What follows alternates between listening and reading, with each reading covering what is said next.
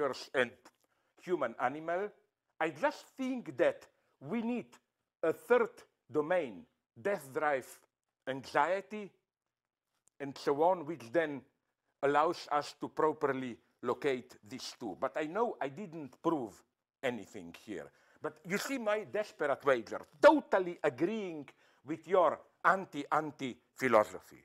What I'm trying to do is consciously reading Lacan against himself, because let's be clear, what Jacques-Alain Miller is doing now with his right liberal re-inscription of Lacan as some kind of a liberal wise man and so on, this is the danger of this, what you said, dismissing the truth. That then you definitely, okay, just to finish, because the first thing one should say is that where I disagree with Miller, I hope we agree, is this idea of looking in the last Lacan for some point of last wisdom, you know, like just before he died, he saw something.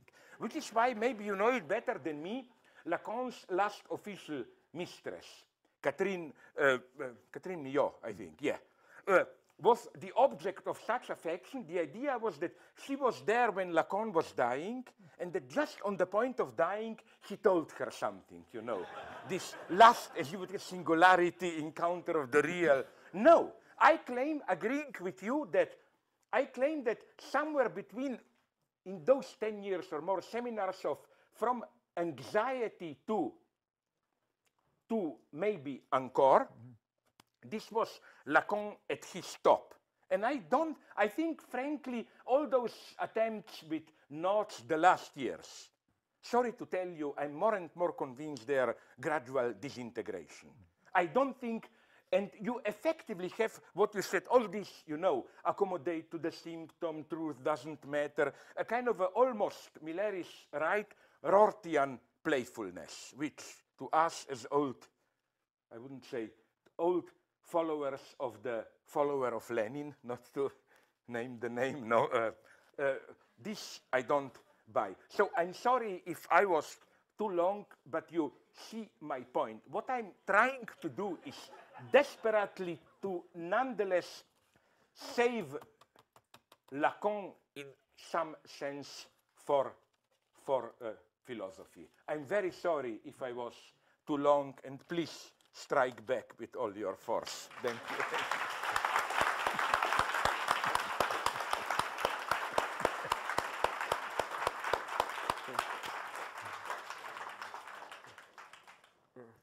You need it here or you go there? You can do it here.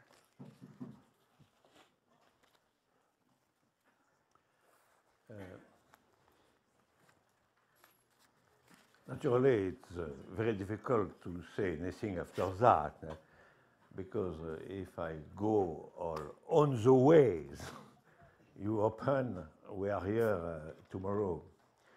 Why not? That's the problem. Just some short points. First, when you say that the origin of anti-philosophy can be found in Kant and after, there is a danger, I think, because we can identify in this sort of vision anti-philosophy and critical philosophy, transcendental critique. Or in my conviction, it's not the same feeling, it's not the same subject, the same. And why? Because the question of the anti-philosopher is not the question of the limits of reason, of the limits of rational thinking and so on, which is a central question of Kant. It's more radical. It's the idea that there exists in our experience a sort of distance without measure. It's an ontological affirmation, in fact, which is at the very origin of anti-philosophy. There is somewhere a distance that we must support and which is a distance without measure. Very often, it's the distance between finite and infinite, or something like that, or between man and God. Many great philosophers are in a religious context. We have to remark this point. It's the case of Pascal, it's the case of Rousseau, it's the case of Kierkegaard, and alors, precisely, it's the case of Wittgenstein. It's very important to note that Wittgenstein has finally a mystical vision of the problem of the distance. And the case of Lacan is evidently more complex, but we have the question of the real status of the big other in Lacan. We cannot escape this question. And there is many purely religious interpretation of Lacan that exist, absolutely. There is no frontal contradiction, there is no big contradiction between Lacan and most of the Christian interpretation of psychoanalysis and so on. And all that to say that the first question for anti-philosophy is that there is, in our experience, a distance without measure, and that to produce something concerning this distance, we cannot use conceptual means, purely conceptual means. Isn't this practical reason in Kant? Absolutely. Practical reason is in absolute distance from knowledge. Yes, but it's, in the case of anti-philosophy, we must do the thing and not only show the thing. That is the difference. There is something which is inside philosophy in Kant because practical reason is the theory of the categoric imperative. It's not a decision of Kant himself. Yeah, I got it. Yeah. It's very important. In anti-philosophy, we have the necessity of a testimony of the anti-philosopher himself as a singularity. It's a practical decision, and the transmission of the experience of the distance without measure is a personal transmission. It's a personal transmission. And it's the case for Pascal, the memorial, the faith, the testimony of the faith. It's naturally the case for Rousseau, which events the pure autobiography, the pure confession, and Saint Augustine before. And it's also the case for Wittgenstein and others. This is my first remark.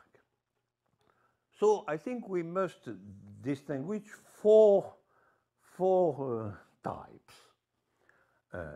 Philosopher, which is the conviction that there is a possible connection between truth and the real.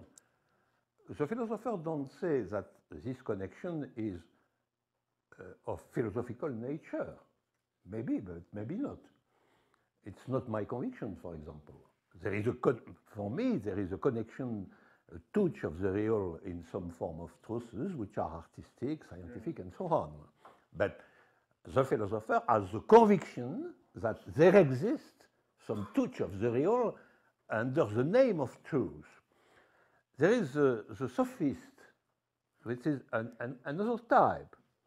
The sophist is the conviction that there is nothing like truth, and maybe nothing that knowledge. The sophist has the conviction that what exists is rhetoric, and finally, some sort of a sort of war in the language, where the stronger is the better. And so the question of the sophist is a question of truth, but in a completely negative way, which is not the sceptic way. Because the sceptic way is a philosophical conviction that we don't know the truth. It's not the conviction that there is no truth at all.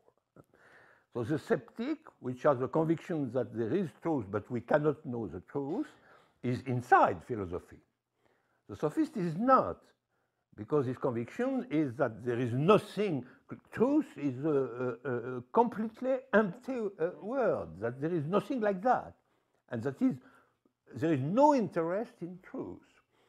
But there is, finally, what exists is the language, exclusively. That is the sophist. The philosopher, sophist. Third type, the critic. I name it the critic. It is not exactly a philosopher, because the conviction of the critic is that we cannot really know the truth. And it's a figure of, I agree with you, it's a figure of the two last centuries, which begin at the 19th century, and which is also the vision of the deconstruction and so on, and which is also the idea of an historical end of philosophy as such, metaphysics and so on. And generally, the critic writes some essays. There is no big book, construction, systems, and so on. And finally, there is the anti-philosopher, which is different from the three others. And anti-philosopher is something which pays the price of its proper life, his or her proper life, as the testimony for the distance, for the distance without measure. And it is why, when we have an anti-philosopher, we have a narrative concerning his life inside the text. For example, the relationship of Kierkegaard with a woman is a constitutive part of the development of the thinking of Kierkegaard. And it's really the singularity of one existence, which is finally the support of the vision of the anti-philosopher. And it's the same thing for, clearly for Rousseau, naturally, and sometimes it is the same thing for Lacan. When Lacan is saying, alone as I always was, I declare the foundation of a new school, etc. It's really an existential gesture which is pronounced out as such. And there is short but numerous and very important passages of Lacan which are of personal declarations. So, 4 types. It is my first remark, which is not at all a contradiction with my favorite hysteric. And so it was the first one. The second remark, the short remark, is concerning Lacan. I agree with you, finally, there is a fundamental ambiguity. It's true. It's true. And there is a way in direction of something like classical rationalism, knowledge, matheme, and progressively, in fact,